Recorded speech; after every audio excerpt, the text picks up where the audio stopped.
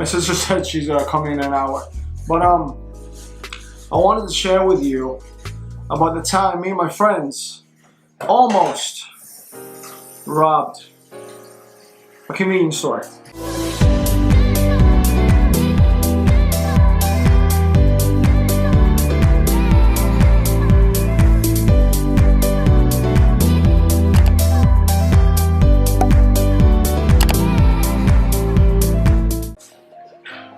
Hey everyone, so it's another Sunday.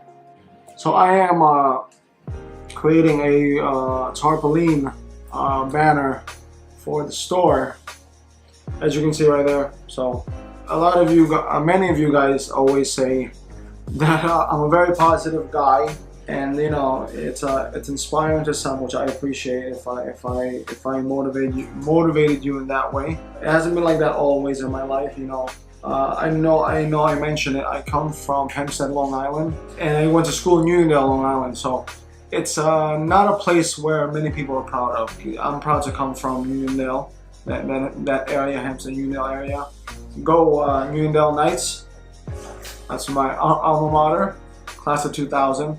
Shout out to everybody out there. It took me some time to get to where I am now, mentally, emotionally, financially, especially. I just want to share with you, I'm going to get a little personal, I want to share with you a darker time of my life. I'm going to say between probably starting in the teens, 13 to like 16, 17.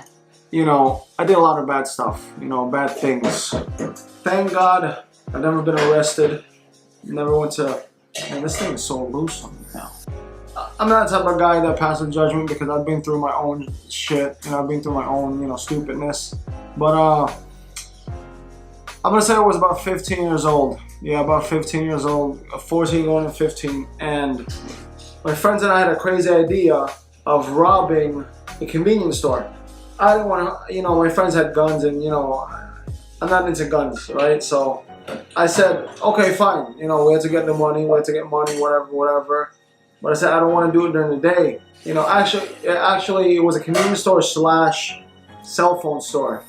And that time of my life, it was really effed up. You know, like you know, I didn't have parental guidance. My parents were always working.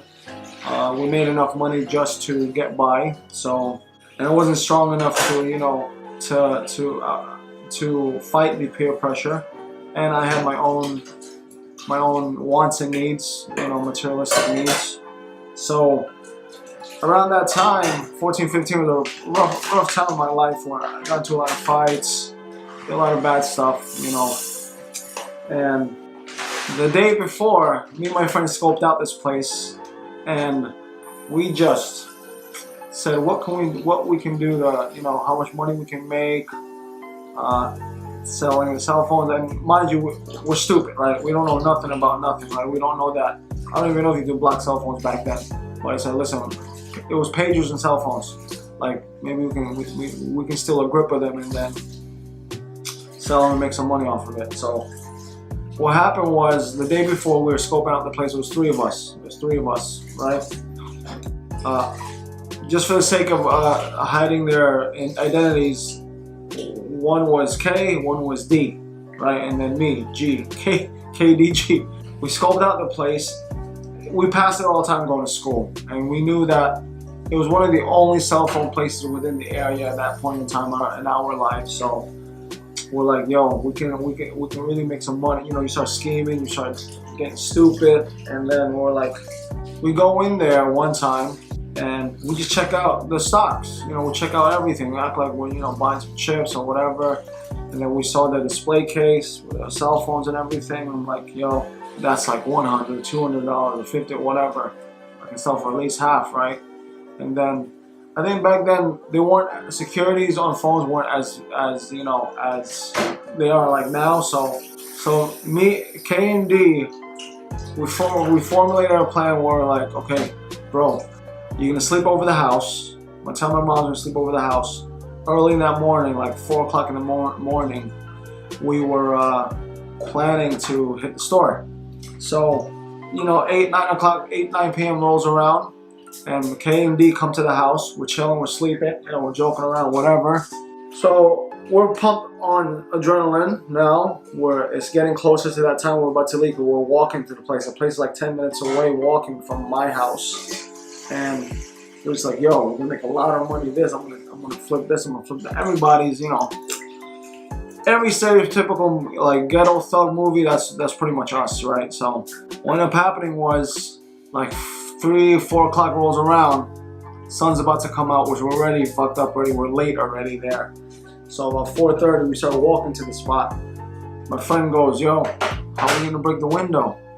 So we pick up a brick, like actual red brick, and we start heading over there. We go there, we're literally right on the corner of the street to the spot, and stupid us, or maybe it was grace or fate, there was a cop at McDonald's and across the street. We were like, oh shit, damn, like, I'm not doing this. I pulled out. I'm like, yo, this is a little bit too dangerous right now. We're gonna get caught. How the hell are we gonna get in here? And the cops right there. So my friend, I think it was K or D, they were like, yo, we can still do it, man. It's gonna be real quick. I'm like, yo, it's a little bit too much, man. It's not a good time right now. Me, not trying to sound like a pussy, so I'm like, yo, let's do it another time, whatever, because yo, it's not a good time. Yo, we're gonna get caught. So we walk back. Mind you, I'm the one with a book bag and with a brick inside the bag, and I'm just like, my feet are sweating, my hands are sweating, my armpits are sweating. I'm having these hot flashes. I think the adrenaline's dropped, really, my body's in shock type thing. I don't know what was happening. And then when I got home, I was like relieved that we didn't go through it, because I'm like, damn, it could have been a situation that could have gotten worse really quick. Unfortunately, those two guys I was with, over time, it didn't turn out too good for both of them. One got locked up for a very long time, but he's out now, and I wish him the best. Like, he's recovering and then doing his, trying to get his life on track. We're still friends. The other one was convicted, and he left the country. From the last time I heard, because I haven't heard of him in years and years. I'm talking about like over 10 years. That was one of my darkest times. I have many more stories. So if you want to hear more about how I became the way I am now, let me know. Comment down below. How you start off in life doesn't necessarily mean that's how you're gonna end up. And that's one of those things that I'm very grateful for, that I discovered certain things in my life. And then I woke up and, basically straightened my life out. And, I'm very grateful to God and things like that, and to my friends, the people that were essential and that were needed to be in my life to get to where I am now. And I still got a lot of work to go. So, I don't know if you guys anybody from New York and not New York there, you sense that hoodness when I speak sometimes, because that's how I grew up. That's really how I grew up. So, it's crazy to think how two people coming from the same place end up in totally two different spectrums of life. And that's something to take away from, especially the young Filipinos out there, that just because you grew up in a particular situation, whether it's mental, financial, anything, spiritual, you don't have to be there. You can literally make your own choices and write your own destiny. I really believe, like, if you go after what you want, you're gonna go get it. And that's pretty much it. Like, my wife and I have a lot of ambitions and goals in our life, and slowly, with a lot of hard work, a lot of sacrifice, a lot of compromise, we have slowly gotten to not even the door.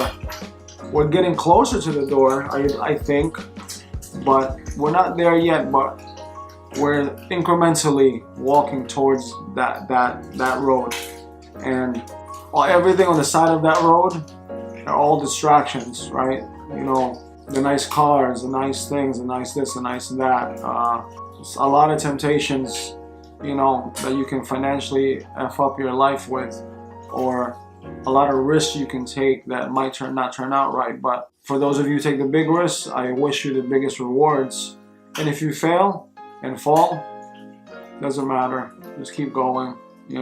Once again, If you want me to share more stories of how interesting my life used to be, because it's a bit boring now, a bit monotonous, but I'm happy with that because I'm working towards something that will help me in the future.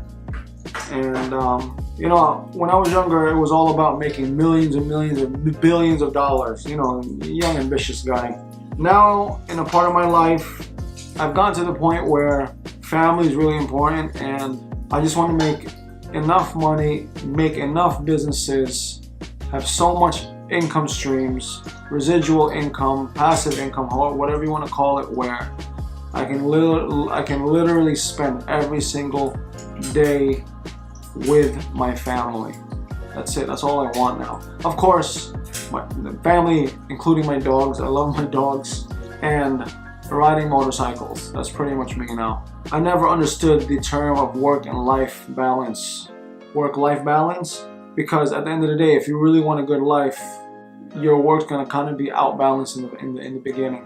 The scales are gonna go towards work more than the life, because you gotta go for broke sometimes. You gotta really go hard. I've met incredible people who have retired at like 40, 50, and it's very inspiring to see that.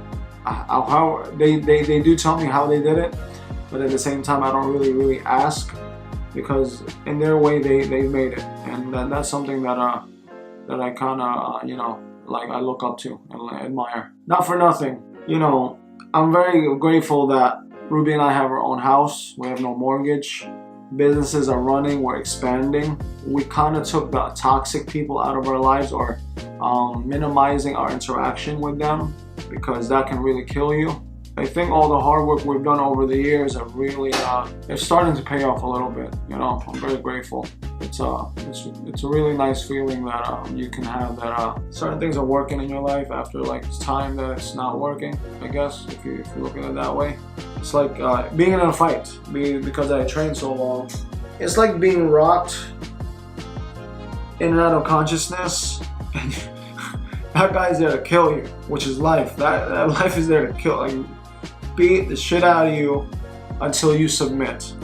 And you might fall, you might get the knee down, you might get almost knocked out, but you manage a way to just get up and keep going. And sometimes life hits you like that, and that's something that me and Ruby together have learned through our personal stuff, business, family.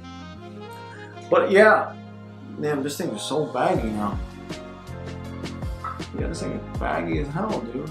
Once again, thank you for your time. I really appreciate it. And I appreciate you going through my rants or my little tangents of speaking. And I'll see you next video.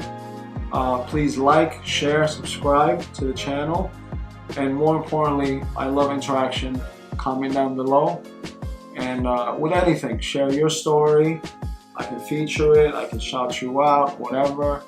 And then take care, have a great day or night, wherever you are. Bye.